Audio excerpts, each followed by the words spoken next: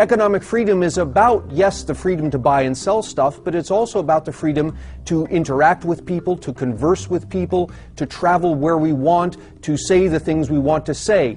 These things that involve interaction with others are truly at the core of economic freedom. There's a tremendous body of evidence that suggests that economic freedom is associated with many of the things we think of when we think of a healthy society. We can look at the Economic Freedom of North America Index. States with more economic freedom have higher growth rates of the economy, they have lower unemployment rates, they have less debt per GDP than states that are less free. All of these things we associate with economic health are also associated with economic freedom. But we see the same phenomenon when we compare countries of the world. The most economically free countries have GDPs per capita that are about 10 times the size of less economically free countries. One might argue that what we're seeing is the big country effect. That is, big countries will tend to be economically free, and they'll also tend to have high GDP per capita. But if we restrict our vision to just the poorest 20% of countries, the poor countries that have the most economic freedom have GDP per capitas that are 50% greater than the poor countries that have less economic freedom. One counter-argument is that GDP per capita only measures average income. It's possible that you could have a country with a small number of elite, rich people and a large number of destitute people. But if we examine inequality measures, what we find is that the countries that are more economically free also have more equitable income distributions.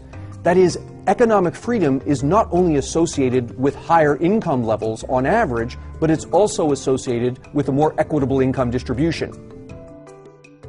Skeptics might argue that economic freedom achieves greater income because of exploitation of people and exploitation of the environment.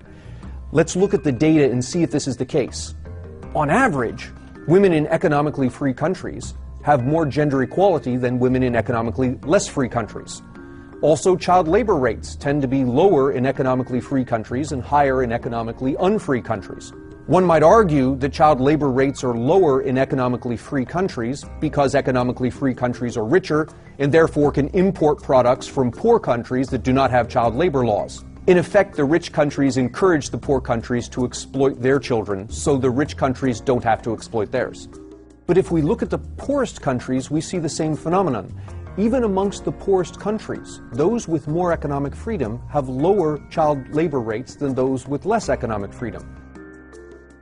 Economic freedom also accompanies reduced exploitation of the environment. For example, deforestation is worst amongst the least economically free countries. Meanwhile, the most economically free countries actually experience reforestation. Their forests are growing. Economic freedom is about the freedom to act.